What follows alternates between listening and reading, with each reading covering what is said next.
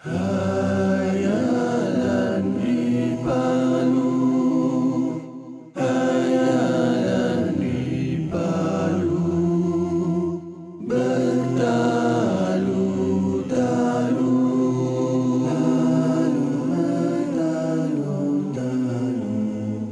nobat di Palu.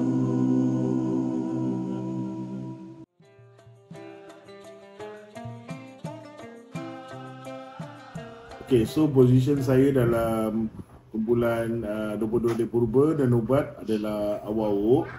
Dan itulah position yang saya gemar, dan alhamdulillah lah dapat maintain sampai sekarang main Awak-Awak.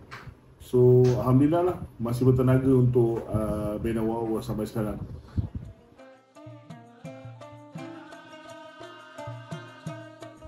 Pertama kali saya dengar lagu Jaring pada tahun 2000 is bila kita nak masuk competition perdana saringan.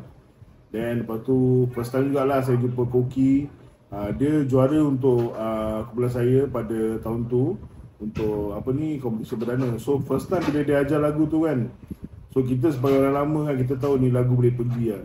So for the competition, selamat saya selected lah untuk main untuk perdana saringan. Dan bila dengar lagu tu kira steam lah. Orang lama tahulah kalau macam kita tahu ni lagu boleh pergi, memang kira kita nak all out lah untuk fight for the position for perdana tu. So ya, memang saya dah tertarik dengan lagu Jaring ni dah lama, dan beruntung lah dapat perform for that song dekat perdana 2000.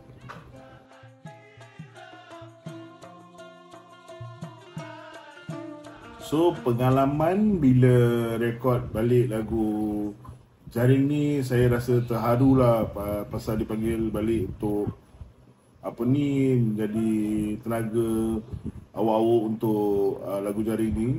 Dan dapat jumpa abang-abang Nobat lama seperti Abang Yaziz, Koki, Abang Inal. So yalah, memang terharu lah, dan saya rasa memang it's a very fun thing lah. Dah lama tak jumpa diorang kan. So record pun was easy.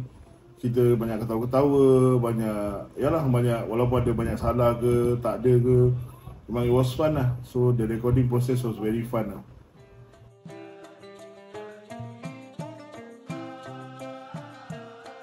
Dan ucapan untuk siapa yang involved dalam Empire Nobat ni, saya harap that this project can continue with more old songs, yang pernah Nobat bawa. Dan yalah, kita macam make a fresh new look lah to the song. Pasal saya rasa lagu-lagu sekarang dengan lagu-lagu dulu banyak perbezaan lah. Pasal lagu-lagu dulu banyak feel, dan lagu sekarang banyak just nyanyikan je. So saya harap kita dapat bring that feel back, dan tunjuk pada anggota DK Barat sekarang macam how DK Barat punya song should be, dengan how the feel is right now for DK Barat berbeza lah. So yalah, I just hope to bring the feel back dengan lagu Jaring ni, dan semoga sukses lah.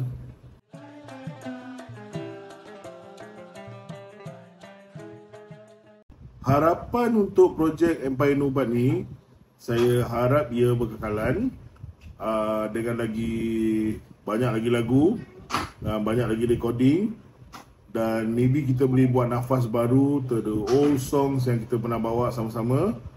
Dan juga mana tahu ada rezeki, maybe kita boleh perform together on a stage untuk showcase lagu-lagu Nobat ni. Dan semoga persahabatan Nobat ni berkekalan, kerana ini projek actually atau persahabatan Nobat ni dah lama lah. So saya harap kita dapat satu, dan maybe kita ada planning untuk untuk showcase the songs that kita pernah bawa sama-sama. Itu saja, dan terima kasih kerana saya dapat menjadi anggota Nobat dan juga Perdana Purba, dan selamat maju jaya.